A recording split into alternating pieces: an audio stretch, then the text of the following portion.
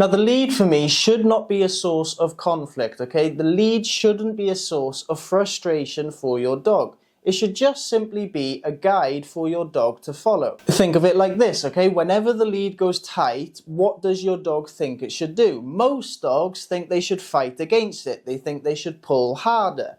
I want my dog to understand that when that lead goes tight, they need to follow it. So how do we get the lead to be that guide, to be a cooperative tool rather than a source of conflict? Well, I like to do it in two parts, okay? I like to work on two separate things, the leash pop and leash tension. So starting with the pop. Every time my dog feels his collar jingle, feels a little tug on the lead, I want that to be a signal to look towards me. This particular exercise is certainly going to help reactive dogs and dogs that tend to fixate on other dogs or other things, maybe other animals, flies, butterflies, birds, cars, cyclists, you name it, okay? If your dog gets to the end of the lead and will not budge, this is going to benefit you. Now, I'm sure you've watched the video on markers and teaching the word yes. Now, how did we do that? Okay, we said the word yes and then we gave the dog food. Now, the food was variable, okay? Sometimes it was 1 piece, sometimes it was 2, 3, 4, but every time we said the word yes, we gave the dog food. This is going to work exactly the same way. This is what I mean by that.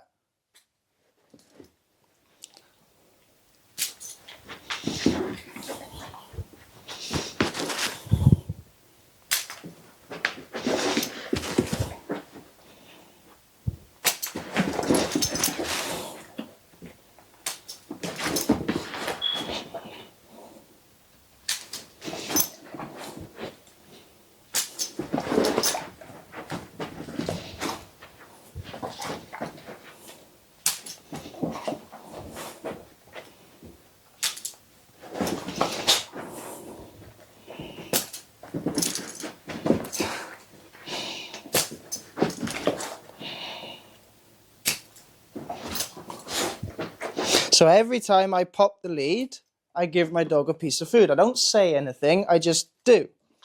And what we should start to see is as I pop the lead, the dog is already looking towards my hand, expecting the reward. Do you see?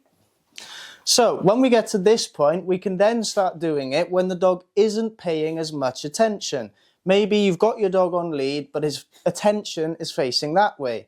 If you can pop that lead and the dog expects to be rewarded, he turns and looks towards you, you've done the right thing, okay? The dog is now starting to learn that whenever I feel that leash pop, I'm going to look towards my owner, expecting a reward. At that point, we can then start adding in cues, okay? So maybe now I go, pop, come, yes. Okay, so now I'm giving my dog something to do after they've paid attention. A cue to pay attention. That is what the lead pop should be. Now, before we work on lead tension, it's important to note that if you're not sure what luring means or you haven't watched my video on luring, now is your cue to go and watch that first, okay? Because you're going to need to understand the principles before you can do lead tension. So I want to condition my dog to follow lead tension, okay? Not just to fight against it, but to whenever they feel that lead go tight, to go with the lead rather than go against it. Now, that is going to look something like this, and we start in straight lines. So we turn on the lead, and then we provide a lure. We turn on the lead, then we provide a lure. We turn on the lead, then we provide a lure. And that way, the dog is starting to anticipate the lure as soon as the lead tension is given. That is when we know the dog is starting to follow the lead. I'd be keen now, aren't you? Good job. So we work in straight lines, okay? Forwards and backwards, forwards and back. That's a spin. I don't want to have to actually yank the dog. I just want to be able to give him a little, yes, good boy, give him a little bit of tension and him move with that lead. We can then start working on other things. So we can work on, if your dog knows it now, sit. Good. And down. Yes, good boy. We can also work side to side, okay? So rather than just forwards, backwards, we can go left side, good.